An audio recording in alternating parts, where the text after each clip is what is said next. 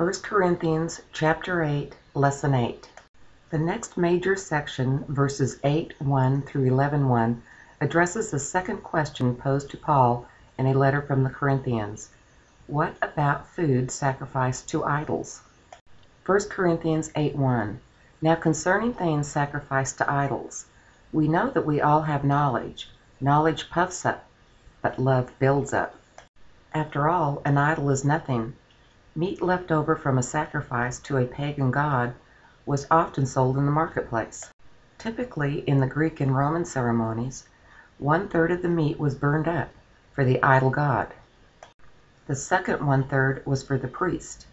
The last 1/3 was taken to the meat market. It would get kind of tricky knowing what meat was part of the ritual. They didn't have organic grown labels, I would suppose.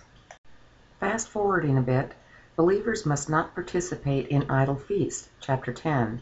Our feast time is at the Lord's table. But meat is meat. Eat it as a gift from God. But take the weaker brother into consideration.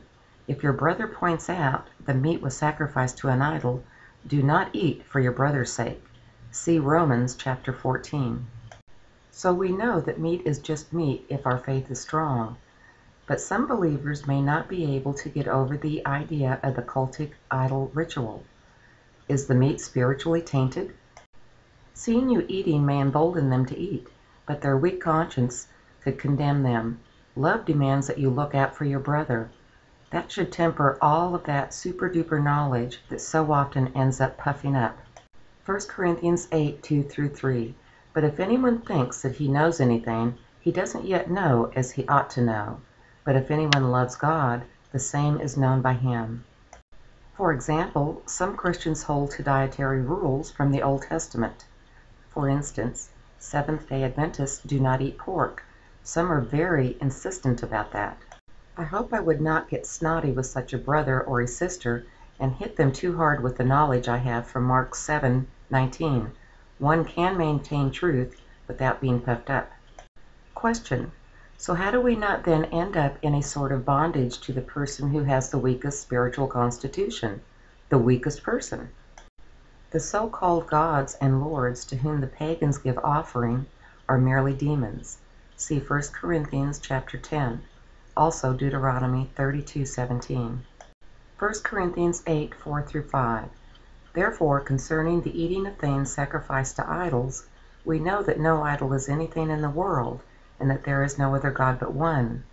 For though there are things that are called gods, whether in the heavens or on the earth, as there are many gods and many lords, we follow and live for and live through the one true God, the one true Lord. 1 Corinthians 8:6.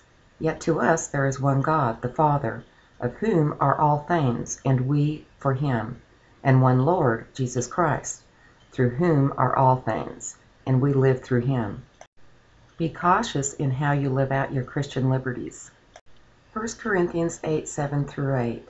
However, that knowledge isn't in all men, but some, with consciousness of the idol until now, eat as of a thing sacrificed to an idol, and their conscience, being weak, is defiled. But food will not commend us to God, for neither if we don't eat are we the worse, nor if we eat are we the better. To heedlessly allow your brother to fall, wound his weak conscience, is to sin against Christ. 1 Corinthians 8:9-13. But be careful that by no means does this liberty of yours become a stumbling block to the weak. For if a man sees you who have knowledge sitting in an idol's temple, won't his conscience, if he is weak, be emboldened to eat things sacrificed to idols? And through your knowledge, he who is weak perishes, the brother for whose sake Christ died. Thus, sinning against your brothers and wounding their conscience, when it is weak, you sin against Christ.